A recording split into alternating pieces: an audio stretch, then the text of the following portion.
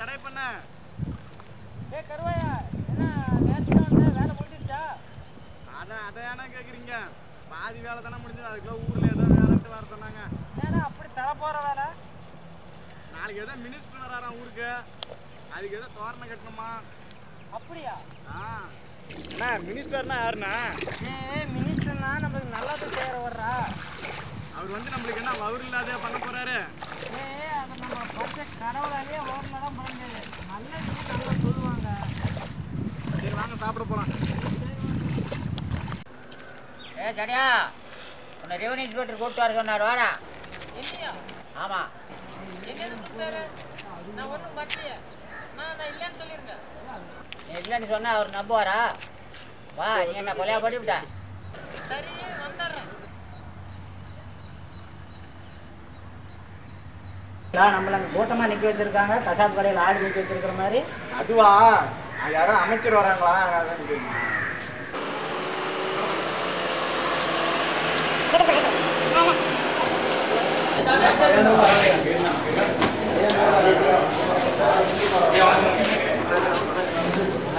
எல்லாம் சொன்னா அப்புறம் அந்த விவசாயிகளுக்குலாம் நம்ம செஞ்சுக்கலாம். ஒரு லட்சம் வேறு ஏதாவது செய்ய முடியுதா? நான் ஒரு பையனை வர சொல்லியிருந்தேன். அந்த பையன் கூப்பிடுங்க.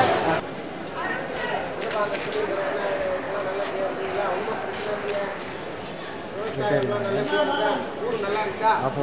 எல்லாமே யாரு கேட்டா விவசாயிகள் நல்லா இருந்தா நாடு நல்லா இருக்கும். விவசாயிகள் தான் அந்த நாட்டுடைய முதுகெலும்பு. அவங்கெல்லாம் நல்லா இருக்கணும் அப்படின்னு சொன்னால் நீங்கள் விவசாயம் உங்களுக்கு ஏதாவது பிரச்சனை இருக்குன்னா சொல்லுப்பா. அந்த ஒரு பையனை வளர்த்துருந்தேன். எங்கே அந்த பையன் பேர் என்னப்பா? சடையா? சரி. என்ன ஏதாவது உங்களுக்கு ஏதாவது குறையா இருக்குதா? ஏதாவது பிரச்சனை இருக்குதா? கடை இருக்குதா? இருக்குதுங்க. விவசாயம் நல்லா விளையுதா?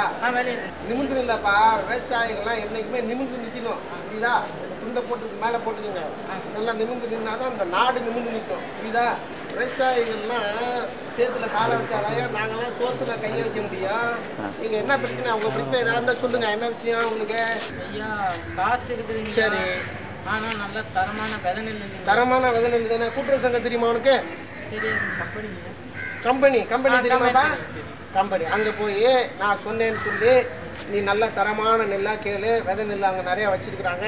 தரமான நெல்லை எடுத்து நல்லபடியாக விவசாயத்தை பண்ணுங்க. பட்டினி இல்லாத உலகம் உங்களால் தான்ப்பா சாத்தியம். சரியா? பட்டுமா?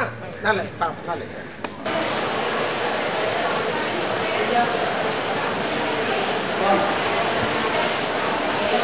என்ன வேணும்?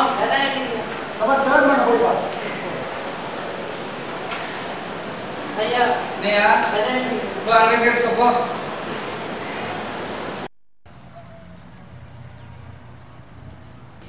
இதெல்லாம் சோறு இல்லாத பிச்சையார தானே மாதிரி இருக்குது. எங்கடா விதை நெல் வாங்கினா?